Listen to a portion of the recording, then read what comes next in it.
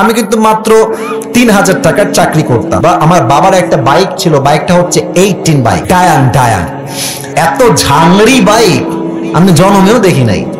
Start দিয়ে এখান থেকে যাই 1 কিলো গিয়ে আবার বন্ধ হয়ে যায়, ওখানে গিয়ে আবার এমনে ঝুঁকাই, তেল আছে তাও চলে না। তবুও কোন মতে ঠেলে ঠুলে চালাইছি কয়েক মাস যাব। আচ্ছা, একটা পর্যায়ে গিয়ে এমন একটা অবস্থা হলো আমার পকেটের, যে তেল যে ভরবো বাইকে ওই টাকা আমার পকেটে নাই। তা আব্বাকে বললাম, আব্বা मैं माफी भी मांगता हूँ, दुआ भी मांगता हूँ, আমার দ্বারা এই বাইক আর চলবে না, তোমার বাইক তুমিই রাখো। তা আব্বা বললো, কি করবো বাইকটা, আমার পায়ে তো ব্যথা, আমি তো হার্টের রোগী, এটা কি সেল করে দিব? বললাম, বিক্রি করে দাও, আমি এটা বিক্রি করে সাইকেল কিনবো, সাইকেলের চাইতে ভালো হবে আমার জন্য। তো যাই হোক, বাইকটা বিক্রি করব ভাব, মানে এটা এইভাবে কখনো আমি আগে কোনো মাহফিলে বলি নাই, এতটা ব্যাখ্যা দিয়ে বলি নাই, আজকে বলছি বাইকটা বিক্রি করে দিব অভাবের জন্য। বাট বিশ্বাস করেন সেই সময়টা প্রতিদিন তাহাজ্জুদ পড়তাম, প্রতিদিন আল্লাহকে বলতাম যে আল্লাহ তুমি আমাকে কবুল করো, আমার চেষ্টা কবুল করো। আর আমি দুইজনের ওয়াজ খুব বেশি শুনতাম, এক আজহারের ওয়াজ শুনতাম খুব বেশি, আর একজন আমি আল্লামা দেলোয়ার হোসেন সাঈদীর ওয়াজ খুব বেশি শুনতাম সেই সময়ের কথা। It has been 3 years or maybe 4 years back, 3 বা 4 বছর আগের কথা। তো হঠাৎ করে আমি একদিন জুমার খুতবা দিলাম, আমি আবার বলছি এই কথা কিন্তু আমি কখনো কোথাও আপনার শোনেন নাই, আমি আজকেই বলছি। তো জুমার খুতবা দিলাম, আমি প্রায় 1 বছর যাবত জুমার খুতবা দেই, ভিডিও আপলোড হয়, কিন্তু কখনো কোনো রেসপন্স আসে না, আই মিন কেউ দেখে না ভিডিও।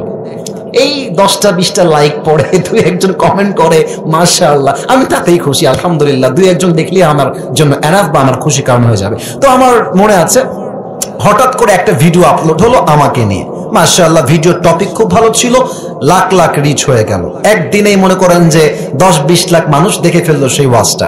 পরে মিডিয়ার থেকে আমাকে কল দেওয়া হলো যে আপনি জুমা পড়ান কোথায়, আমরা আপনার ভিডিও রেকর্ড করব।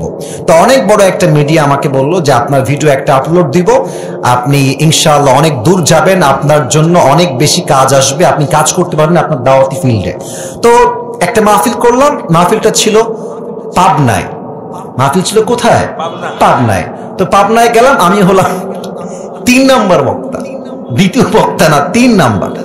তো আমাকে যখন ওয়াজে দেওয়া হলো, দ্বিতীয় বক্তা খুবই রাগ, আমার টাইমটা তাকে কেন দেওয়া হচ্ছে, ওকে তো দিয়ে কাজ হবে না, ওকে নামান, দেখি দিয়ে কাজ হবে না, এটা 3 বছর আগের কথা, বেশি না, 3 বা 4 বছর আগের কথা।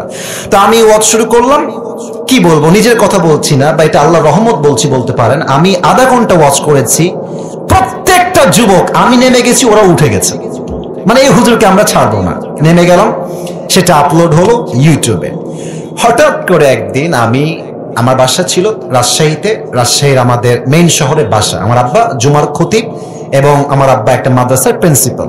তো আমি বাইপাস দিয়ে যাচ্ছি বাইক নিয়ে, ভাই আমার কাছে কিছুই নাই, বিশ্বাস করে না আছে টাকা, আর আমার 2টা সাদা পাঞ্জাবি ছিল, আর আমি যেই জুমার খুতবা দিতাম, জুব্বা যে পরবো, জুব্বাও ছিল না ভালো, আমার বন্ধু থেকে জুব্বা ধার নিয়ে আসতাম, যে বন্ধু দে, জুব্বাটা পরে মাহফিল করব বা একটু দোয়া করব, এই ওয়াজ হবে, আবার তোকে জুব্বা দিয়ে যাব।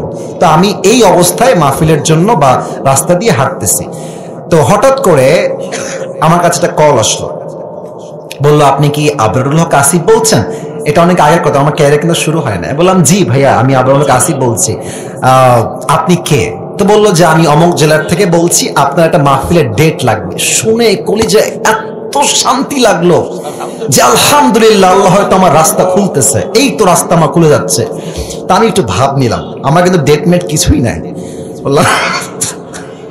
বললাম ও আচ্ছা, ডেট নিবেন কবে, আমাকে তো দেখতে হবে ভাই।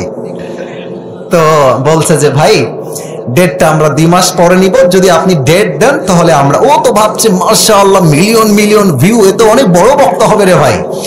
তো আমি একটু ভাবতে, আমি বললাম ঠিক আছে, আমি ডায়েরি দেখে আপনাকে বলছি। আমার ডায়েরিতে কোনো ডেটই নাই।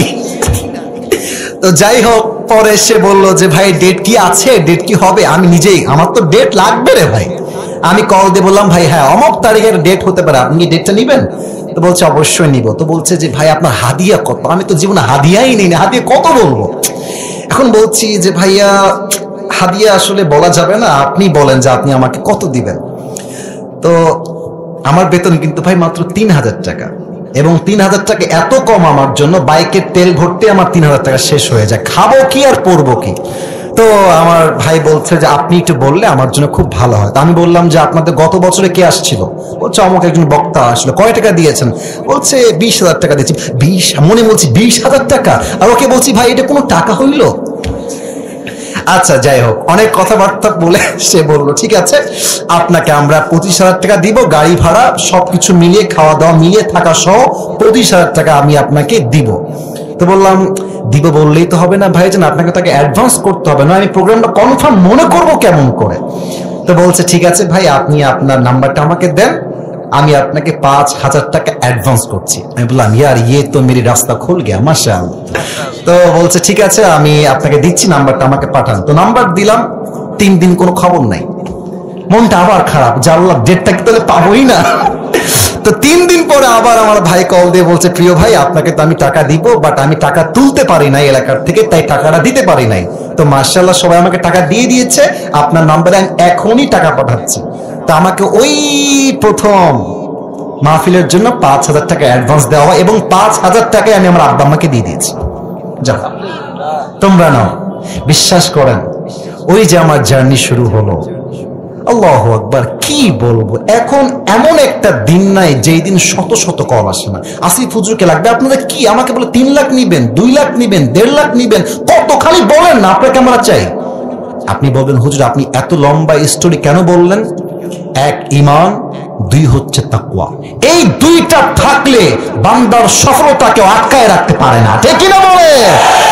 ওয়ারযুকুহু মিন হাইসু লা ইয়াহতাসিব, তোমার রিজিক আমি এমন জায়গা থেকে দিব তুমি কখনো কল্পনাই করতে পারবে না। আল্লাহু আকবার।